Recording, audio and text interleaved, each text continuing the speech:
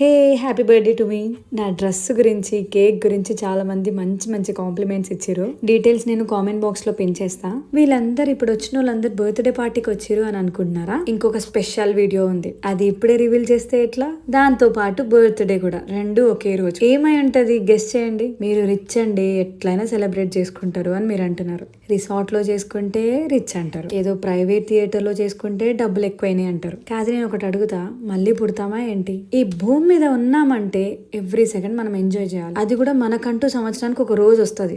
ఆ రోజు కూడా ఏడ్చుకుంటూ తూడ్చుకుంటూ ఉంటే ఇంకా మనం ఎంజాయ్ చేసేది ఎప్పుడు చెప్పండి? బాధపడితే ఏమైనా మంచి జరిగేది ఉందా? మనం హ్యాపీగా ఉంటేనే 40 రోగాల్ని మటుమాయం చేస్తుందంట. నవ్వు 40 విధాలుగా మంచిది. అట్లా అని ఎక్కడ పడితే అక్కడ నవ్వకండి, మళ్ళీ మనల్ని పిచ్చోళ్ళు అనుకుంటారు. మనం నవ్వుతూ పక్కన వాళ్ళని నవ్విస్తూ ఉంటే అసలు ఏ బాధ ఉండదు.